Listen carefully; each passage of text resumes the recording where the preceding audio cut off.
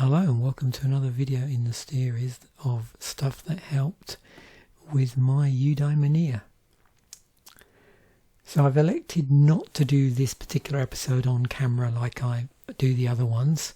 I do have some physical artifacts that I could do this with, but it's actually easier to do it online, and you'll see why in a moment when I'm going through just how ingrained the Open University became into my life. So I'll include a link to the OU if you're not familiar with this organisation. Established in 1969, it's a public research university and the largest university in the UK by number of students. A majority of Open University's undergraduate students are based in the UK and principally study off campus.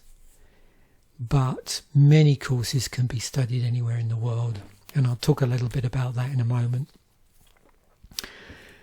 And certainly when I was in the UK, when I was living in the UK, this is where I got all of my, post-compulsory education qualifications, or, well, quite a lot of them, just to back up a bit and to clarify. Prior to me studying with the Open University, I had also benefited from 4 years of free education through an employer. When I was working in the sciences, specifically microbiology and immunology, I did 4 years at a technical college, 1 day a week while I was working, and I got my ONC in chemistry and my HNC in applied biology, specialising biochemical techniques. So I had already experience of post-compulsory education or post-16 education in the UK. And as much as I enjoyed the first 2 years of that, the second 2 years, the HNC, I found a real challenge, particularly holding down a job, and it did put me off education for quite a number of years. And that I primarily did in the early 80s, until I discovered the Open University. So what happened was, while I was working at an accounts office, initially as a contract change and then on electronic point of sale support, someone suggested to me that, why didn't I do an Open University degree? One of my colleagues. And because I was looking at ways of moving from the sciences, or the chemistry, biochemistry, immunology, that sort of thing, over into more computing. I had done some programming in-house when I was working in science, but I didn't have any computing qualifications, so I was sort of looking to do that. And what happened, how I ended up going down the Open University way, is I didn't want to stop working and go back to university full-time, or go to university full-time. So I was looking at alternatives, and this seemed like a really cool way of doing it. And the Open University is highly respected. And this, doing the Open University, and I'll explain why specifically, just made a massive difference to my life. Like a succession of events occurred as a result of me studying with the Open University. So I'm going to include a link to this. I'm not going to go into much more detail about the history of the Open University and all that, but just if you live in the UK and you've never checked out the OU, definitely check it out. As I've said, you can study internationally. The only caveat I've got is things were a lot cheaper when I did it. Well, not for me personally, but in the 90s, if you were doing the undergraduate path, which I didn't do, actually, I'll come on to what I did in a moment, or I did some, and I'll explain why. if you're doing the undergraduate path, it was really good value for money. Like the money that the Open University received from the government to assist with keeping the funding is the word I'm looking for. The funding they receive from the government to keep the course prices low on undergraduate study was really good. So the courses were relatively cheap by comparison to, say, a full-blown like other universities. However, the postgraduate didn't attract any the same level of funding or relief or the sort of things that you get with undergraduate study. And I elected to go down the postgraduate route because I already had an HNC, and it allowed me to study at a higher level because of that as a prerequisite. So now the courses are much more expensive, and particularly internationally as well. Like I've not done any courses since I've moved fully to Canada, where I now have a Canadian address, because I find them generally a little bit more expensive, and I don't necessarily need to do them now. So what did I study then? Well, I started off with doing a joint postgraduate diploma in computing and manufacturing. This is my student record, and the great thing with this is I can go in at any time and I can print off my diploma supplements and the sort of thing that an employer might need. And I actually started this in 95. What happened, and this shows you why it's not a good idea to get too cocky.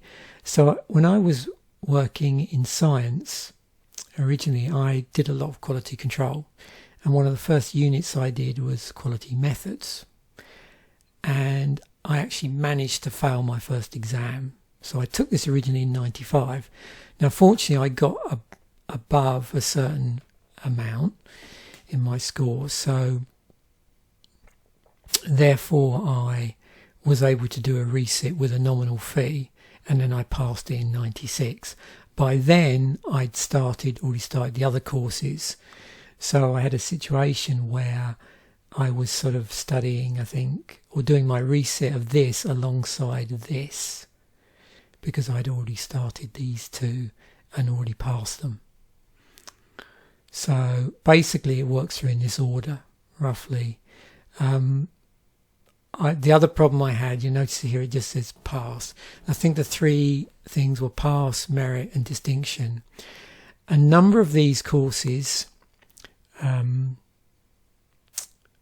fact I think most of them I got either merits or distinctions on the coursework, but when I came to sit the exam I'm notoriously bad in an examination environment, and I only achieved a pass on the exams. And as a consequence, the way the marking worked, it wasn't like an average of your pass mark. It was whatever the lowest pass was, that's what you got.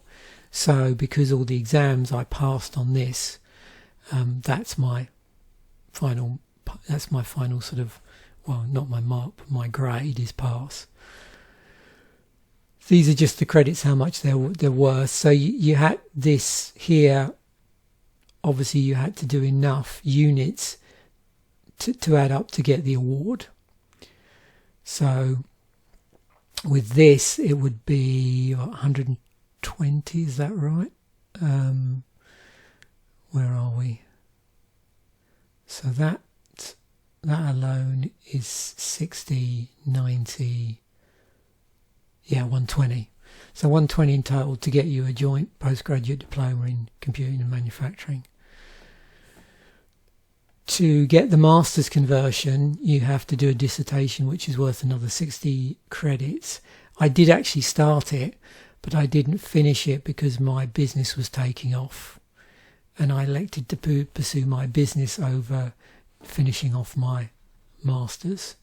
So I got this, but I didn't do the master's conversion, or I didn't finish it. But some cool stuff here. Again, I mixed what might be considered to be more manufacturing disciplines with computing, because I wanted to play to my strengths a little bit, and I didn't want to dive straight into computing units.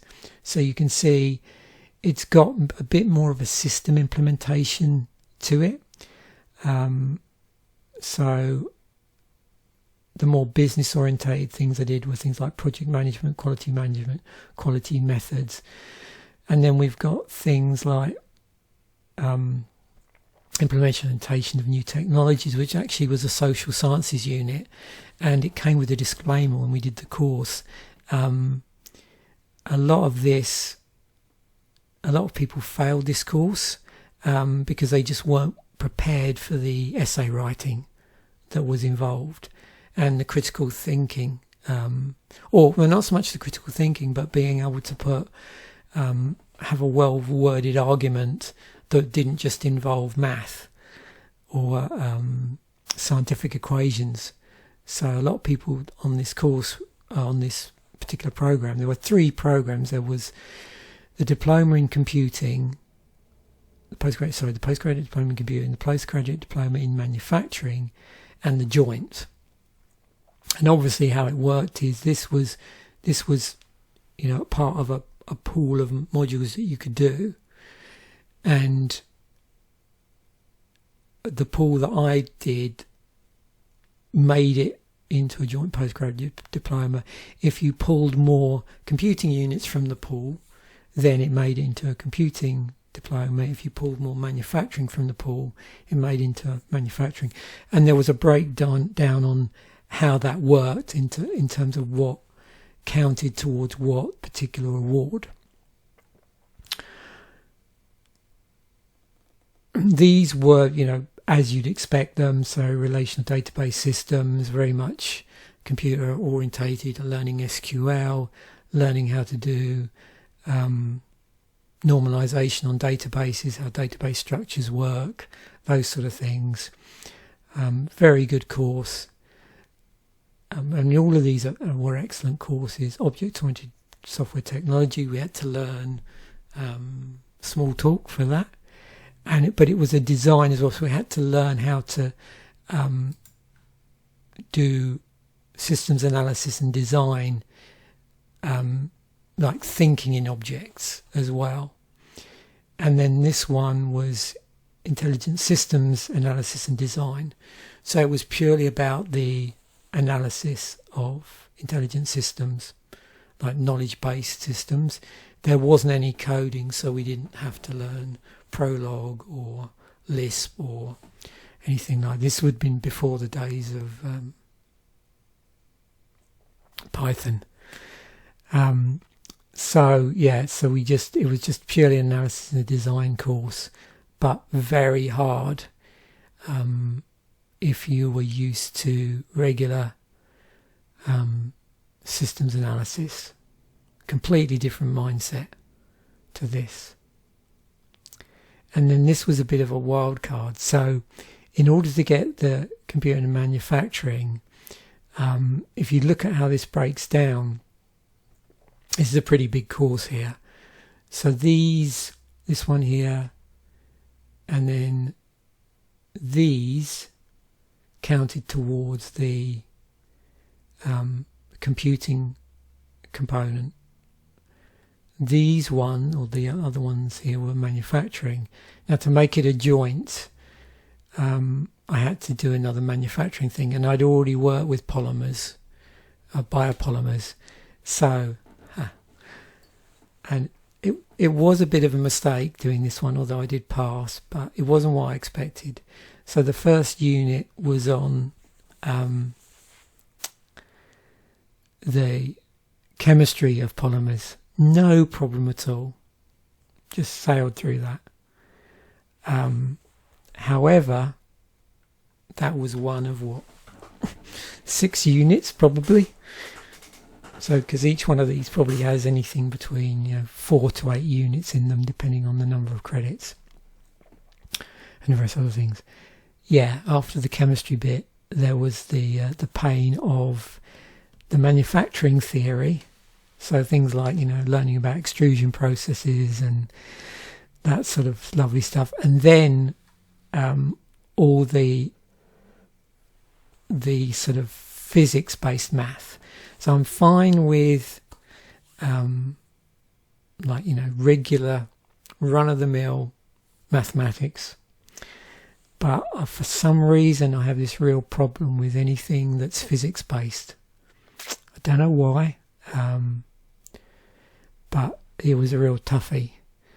There was a lot of physics-based mathematics, you know, springs and energy-based equations and assignments where you had to calculate the thickness of a rubber, a block of rubber on the side of a port for when a supertanker comes in to dock, those sort of scenarios. It was all real world scenarios, or calculating the gas.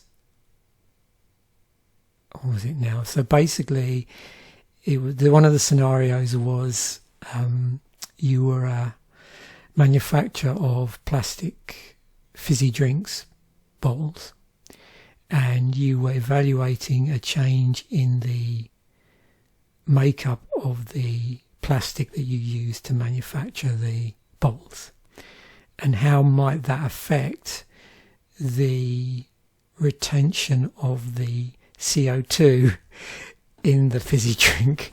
Yeah, so that was fun. So that was the assignments. The exam was dreadful. I mean, I passed. I was quite surprised to pass the exam. And there were things like, fortunately, there was quite a big section on simultaneous equations as well. So I was redeemed by that. There was a lot of remembering facts. Some of these you were allowed annotated textbooks, but it was only for the ones that had some form of programming in them. So the relational database had SQL in it, and this had Smalltalk, and this one we were using some sort of pseudo language as well to sort of describe the intelligent systems. So yeah, I'd successfully finished that in 98. Timing was great on it. Really helped with, well, the two big things it helped with. One, it helped me get a teaching job, which I wasn't intending on doing.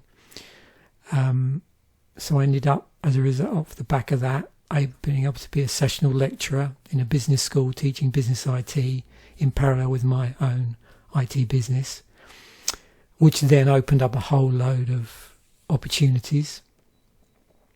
That was fantastic. The second thing, it got me, off the back of it, it got me involved with a lot of clients who were looking for somebody that had a formal, like, letters after their name, which this gave me. I think it's PG Dip Open, something like that is the letters that you get. For various reasons. One was because of getting involved on behalf of a client in a small claims case.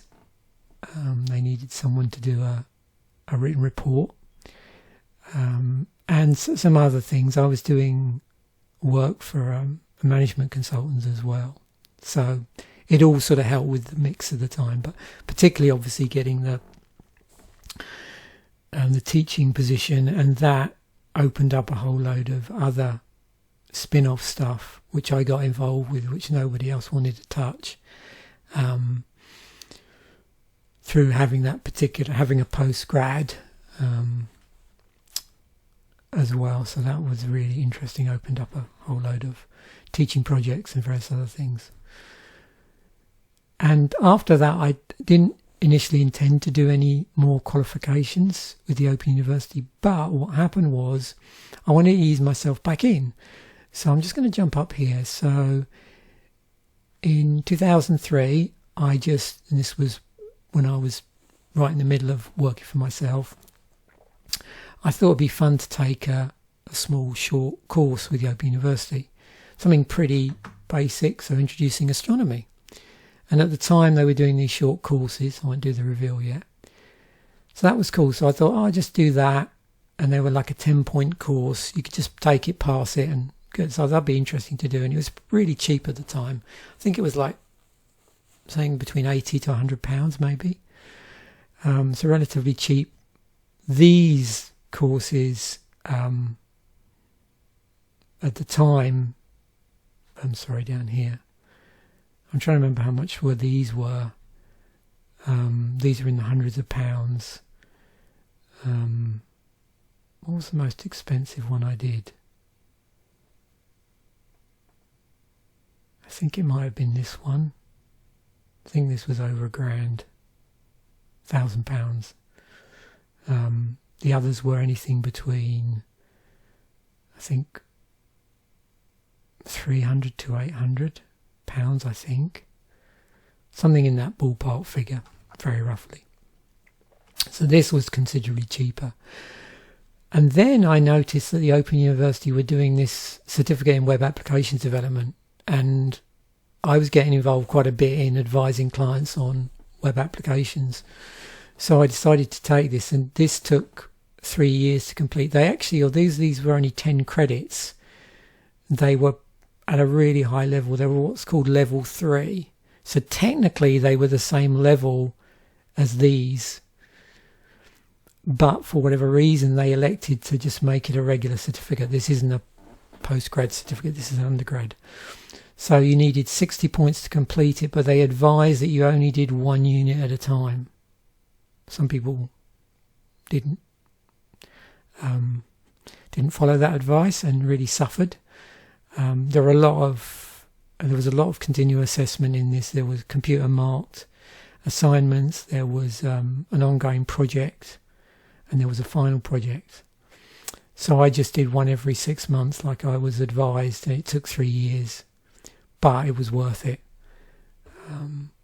In this one, we learned loads of different technologies. So this was HTML and JavaScript mainly, with a bit of antiviral stuff.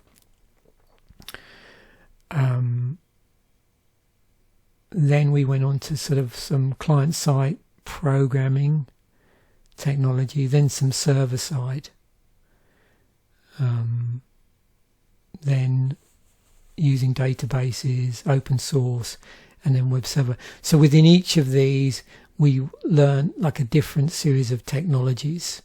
So things like, under the different units, and I can't remember the exact mapping, but things like PHP, MySQL, JavaScript, HTML, bit of CSS, I think, at that time. I don't know how big CSS was back then. Active server pages, Cold Fusion, so those sort of things. And then in this final unit, obviously things like Apache and how to set things up like Apache servers with MySQL and PHP and all those sort of things. So it did mean that we had to basically make our own like local servers for a lot of this stuff to test out some of these. I mean, they did have an online testing system, but they advised that you build your own, software-wise. You basically construct a server on your PC and test it all on that. But a really good course. You can see I did pretty well in this. No exams in this. It was all continual assessment, but very hard. This is in reverse, I think. So, yeah, I'm trying to remember which way around this was, but some of these are actually merits, and I can never remember which way around it is.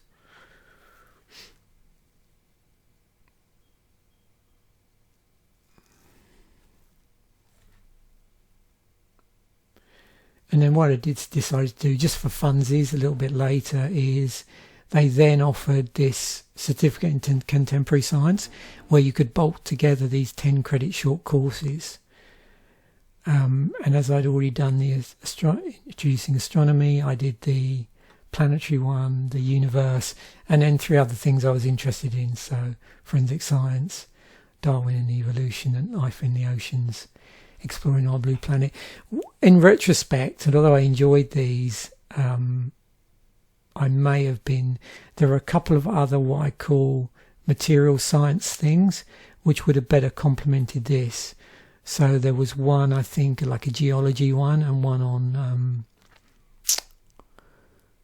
on weather systems, which might have suited it better, but I've never really used this for anything apart from just the enjoyment of studying. This probably is the one that had the least effect on my academic career, but these 2, massive effect.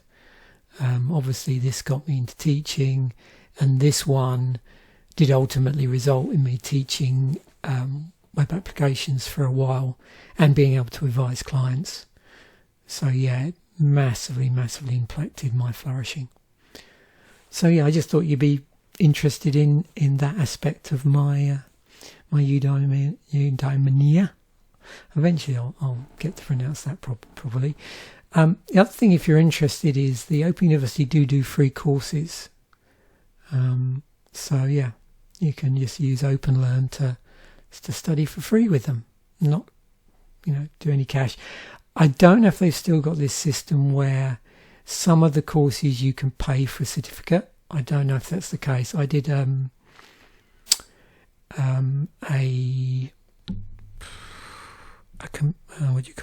computer security course with the OU, where I did actually pay for a certificate. But yeah, some interesting stuff on here. So thanks once again for watching. Bye for now, and I will catch you in the next video.